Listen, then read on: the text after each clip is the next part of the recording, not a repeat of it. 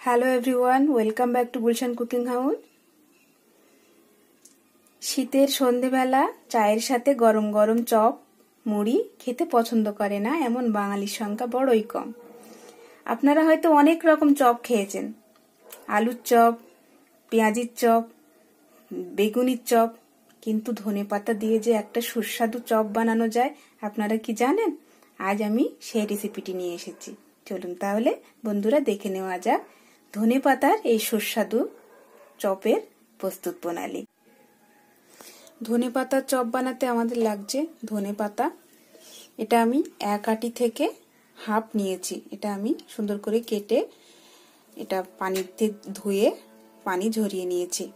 নিয়েছি লবণ হলুদ স্বাদ মতো, আর 1 চামচের হাফ নিয়েছি লঙ্কার গুঁড়ো, আর হাফ ধনে গুঁড়ো নিয়েছি, আর 2 চিমটি খাবার সোডা নিয়েছি, আর 2 চিমটি কালো জিরা নিয়েছি, আর নিয়েছি 1 কাপ বেসন নিয়েছি, আর রিফাইন তেল লাগবে এটা ভাজতে, এটা ডিপ ফ্রাই হবে।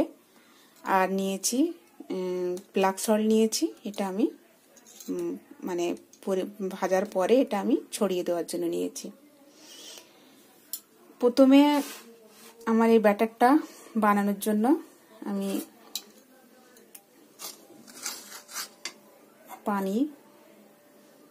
পানি দেব, অল্প অল্প করে পানি দিয়ে এটা একটা ব্যাটার করব। খুব পাতলাও না আবার খুব গাঢ়ও না, মিডিয়াম সাইজের হবে ব্যাটারটা।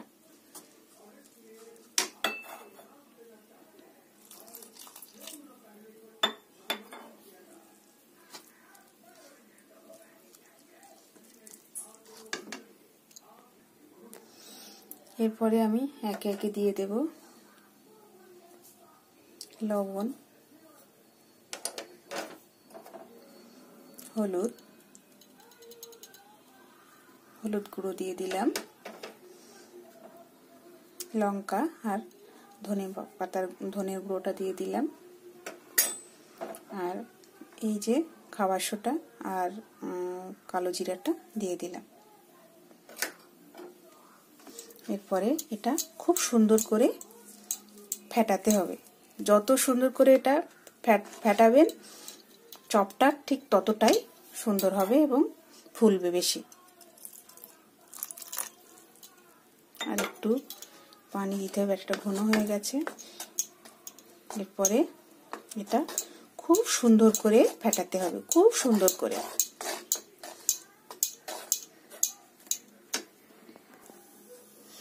ব্যাটারটা আমি এই যে দেখুন আমি এতটা গাঢ় কিংবা পাতলা করে নিয়েছি। ঠিক এরকম একটা ব্যাটার হবে, ঠিক এরকম একটা ব্যাটার হবে। আপনারা ঠিক এরকম একটা ব্যাটার বানিয়ে নেবেন।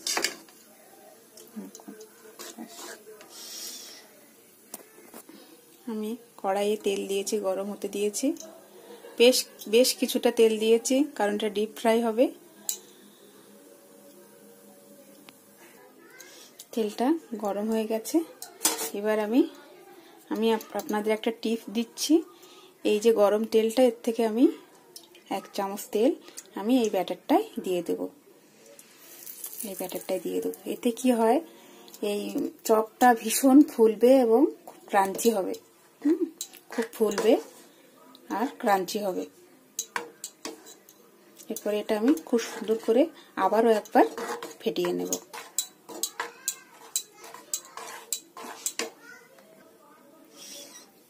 তেলটা একদম পারফেক্ট গরম হয়ে গেছে। এবার আমি এই যে ধনেপাতার দেখুন 4 থেকে 5টা ডান্ডি আমি এইভাবে নিয়ে নেব। এইভাবে নিয়ে আমি ব্যাটারটায় ডান্ডিটায় এইভাবে হাত দিয়ে ধরে রেখে এই যে ডান্ডিগুলো হাতের ভিতরে রেখে আমি এইভাবে মাখিয়ে নেব। এইভাবে মাখিয়ে নেব। নিয়ে এবার খুব সাবধানে এটা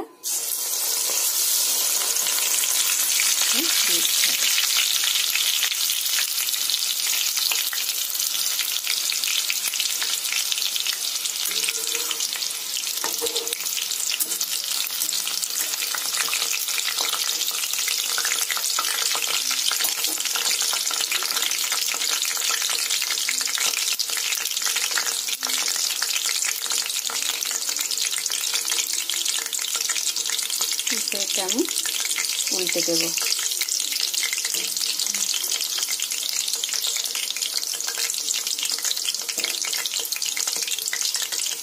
একটু ব্রাউন করে এটা ভাজবো।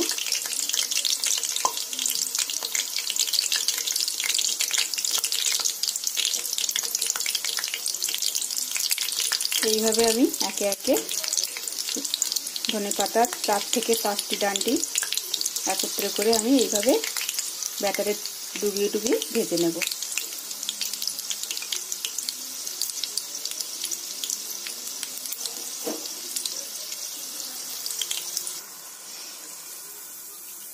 হয়ে গেছে আমার। এবার আমি একটা টিস্যু পেপারে এটা তুলে নিয়ে নেব। ঠিক এইভাবে আমি আরো একটা দেব। এইভাবে আমি আরো একটা দেব।